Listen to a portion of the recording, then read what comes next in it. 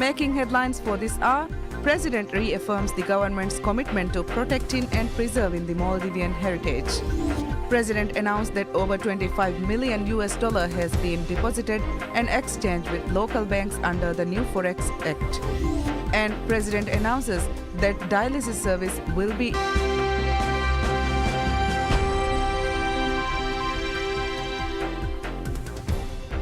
Bismillahirrahmanirrahim. Assalamu alaikum. Welcome to PSM News in English with me, Hafiz Abdul Sattar. And now the news in detail. President Dr. Mohamed Moise reaffirms the government's commitment to protecting and preserving the Maldivian heritage in such a way that its authenticity and natural beauty is not compromised. The president made the remark during his ongoing visit to select islands of Halif Atoll. During his visit, the president spoke extensively on government's direction in preserving Maldivian nationality and heritage and outlined plans to revitalize national identity through dedicated efforts in Utimu, Bara and Takandu. Speaking to the residents of Utimu as part of his visit, President Dr. Moise emphasized that a nationalist ideology can only be developed when the people are deeply aware of their identities. He noted that the targeted efforts in individual islands is a national service for the benefits of the entire country and people. In Utimu, President Dr. Moise announced that the National Day will be vibrantly marked in the island for 2 consecutive years. The event will feature a series of programs to honor Maldivian heritage. He also announced a major initiative to restore and maintain ancient monuments in Utimu while also ensuring their historical integrity. Noting that foreign assistance has been received for these efforts, the president said a separate budget will be allocated for proper preservation. Addressing the people of Takandu, the president noted that Takandu is also an island of rich historical significance. The island's ancient cemetery, which features intricate stone carvings, is a valuable building that tells important stories of history, he noted. He pledged to safeguard these sites despite the island's small population and promote cultural tourism to attract visitors interested in the Maldives' history. The president said that as part of 2 years' project to celebrate the National Day in Utimu, many programs will be also conducted alongside in Takandu and Bara.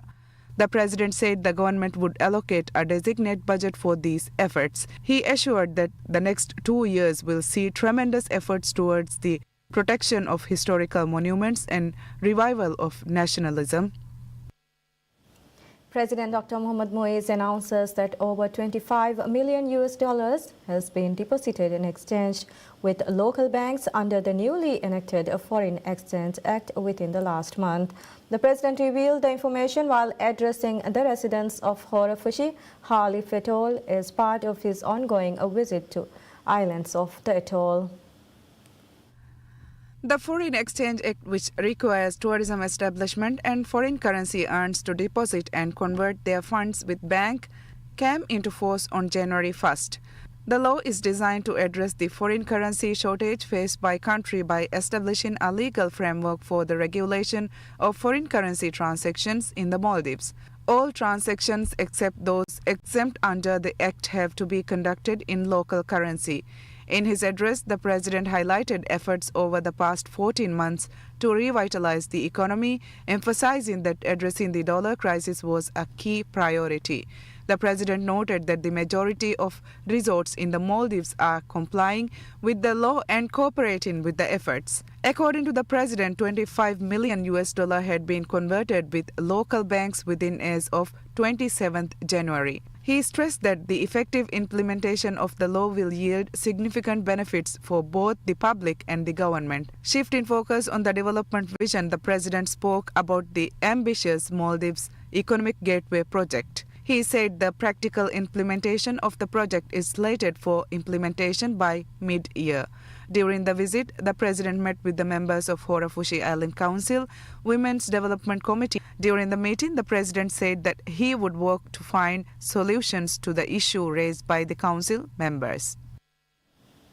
President Dr. Mohammad Moez announces that a dialysis service will be introduced in Ihavandu Ha Alif Atoll before the upcoming Ramadan.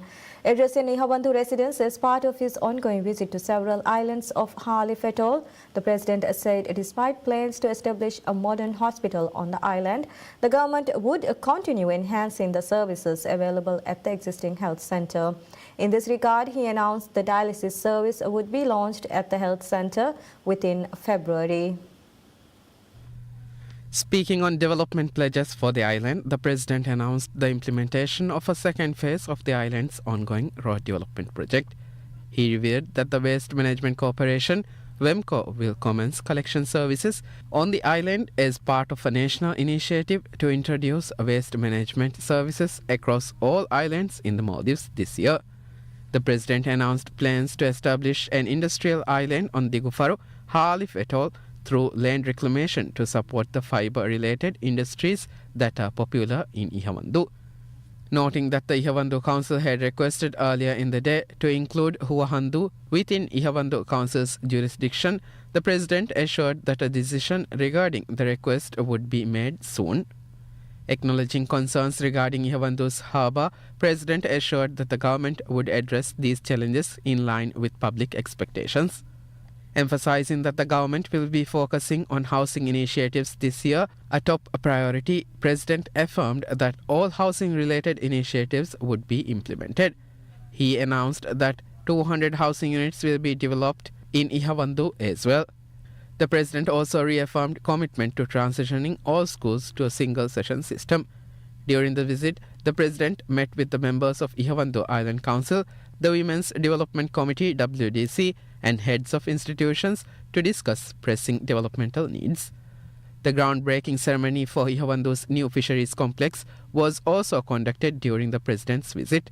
The fisheries complex is funded by the Islamic Development Bank, ISDB, and will include a $64 million investment to develop a 1,000-ton cold storage and a 50-ton brine freezing facility. Agreements were also signed for the development of football grounds and the Ihavandu Huravi outdoor volley court.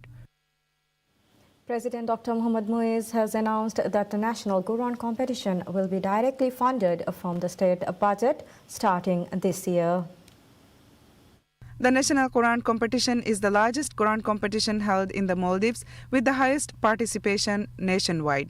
For many years, students across the country are meticulously prepared for this competition.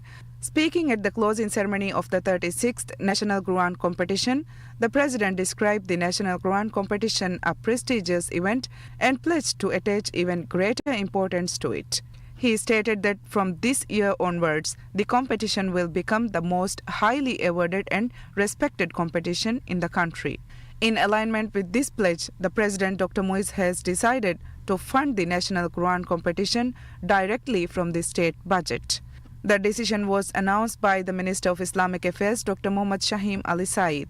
The minister noted that the National Quran Competition has been running for many years, relying on the generous contribution from wealthy donors. Due to the national importance given to the competition by President Dr. Moez, the competition will henceforth be funded directly from the state budget, he said, with allocations already earmarked in the 2025 national budget. The Ministry of Islamic Affairs highlighted that the President's decision demonstrates the administration's dedication to the spread of Quranic knowledge and enhancing the National Quran Competition. In a further initiative, the Islamic minister earlier decided that a separate ceremony will be held annually to honor the Hafiz who memorized the Holy Quran. The event is planned to take place annually on the eve of 27th day of Ramadan, which holds immense spiritual significance in Islam. The Maldives and India holds the first meeting of the high-level core group HLCG in Mal to advance the implementation of a vision for comprehensive economic and maritime security partnership, with discussions centering on bilateral cooperation, including development, trade, digital finance, health and defense. During the meeting held at the Ministry of Foreign Affairs of Maldives, both sides reviewed the bilateral cooperation between the two countries on areas outlined in the vision document set forth by President Dr. Mohamed Muiz and Prime Minister Narendra Modi following their meeting in October last year. The discussions focused on a wide range of issues including development cooperation, trade and commerce, digital financing, health cooperation, people-to-people linkages, defense and maritime security cooperation. The second meeting of the high-level core group will be held in India in April 2025.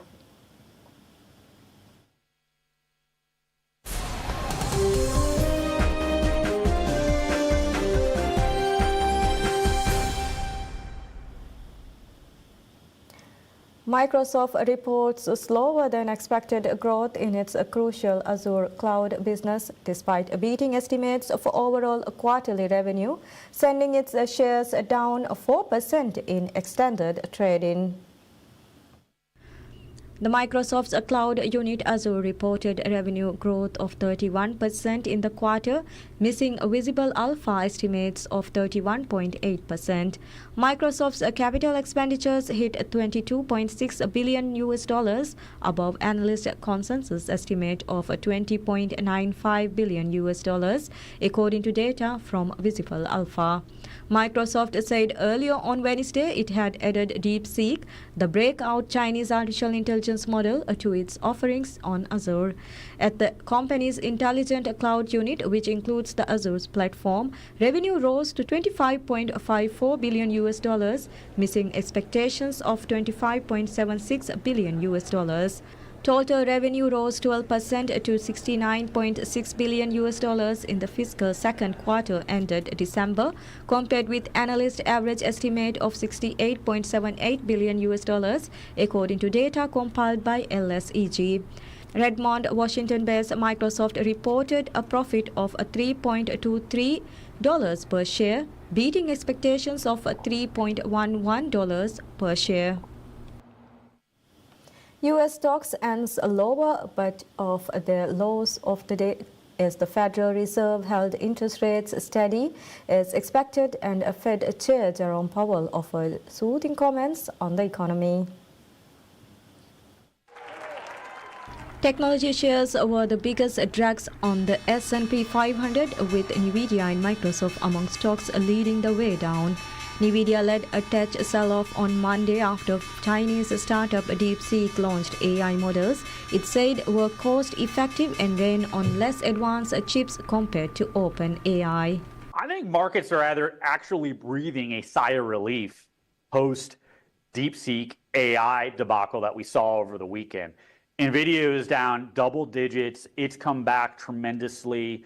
I think a lot of folks were fearful for multiple stop losses to see in the market this week. So to only be down a little post-Fed for rates to rise today, we're sitting in a pretty decent seat for the market looking forward to be able to absorb earnings releases and new data and the administration pieces to come out in the future. So I think I would breathe a sigh of relief that it's not down a lot more than what it is today.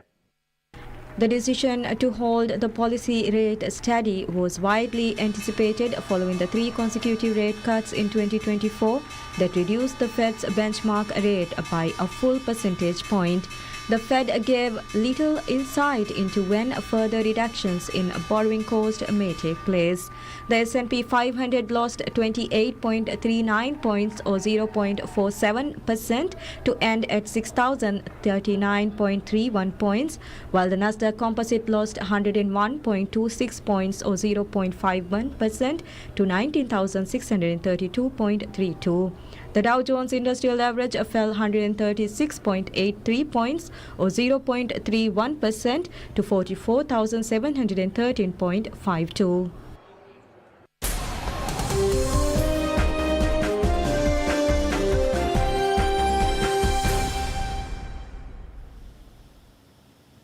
An Israeli airstrike killed at least 10 Palestinians in the occupied West Bank, the Palestinian Health Ministry said, in an attack which the Israeli military said targeted armed militants.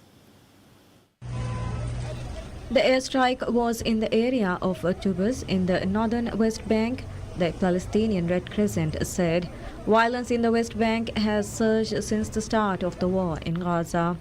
Hundreds of Palestinians have been killed, many of them armed gunmen, but also including stone-throwing youths or uninvolved civilians, and thousands have been arrested by Israeli forces. Palestinian attacks in the West Bank and Israel have also killed dozens of Israelis. The West Bank, a kidney-shaped stretch of land about 100 kilometers long, was seized by Israel in the 1967 Middle East war and is seen by Palestinians as the core of a future independent state along with Gaza. Israel has stepped up operations in the West Bank since a ceasefire in Gaza came into effect on January 19th.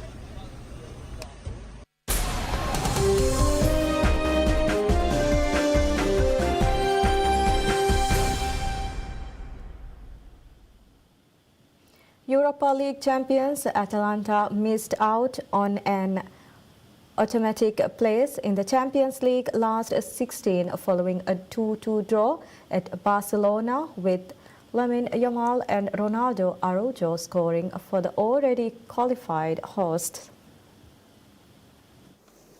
Atalanta, who were missing one of their top strikers, Ademola Lookman, due a knee injury, slipped down to 9th in the standings on 15 points and will play with the two-legged knockout phase playoff round instead. Five-time winners Barcelona, who last lifted the trophy in 2015, had already secured their last 16 berth last week through a drastic 5-4 comeback win at Benfica. It's not easy to win this competition, because I think at the moment for me Liverpool is one of the best team. They perform really good every match, and they have an unbelievable team. So, but at the end it's always, you know, it depends when you play against them. Maybe it's only one match. Could also be two matches, so everything is possible. Everything is possible, and what I can say is that we will fight for everything till the end of the season. Yamal gave Barcelona the lead 2 minutes after the break from point-blank range before Ederson levelled for Atalanta in the 67th minute with a stunning shot from the edge of the area that sailed inside the left post.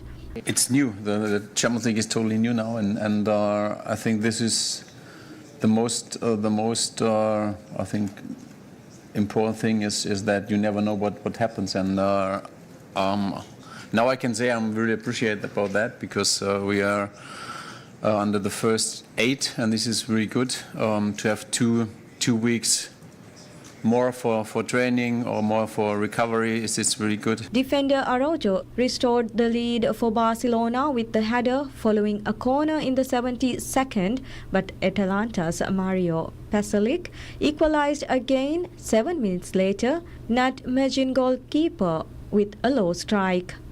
Atalanta, who had to measure themselves against teams such as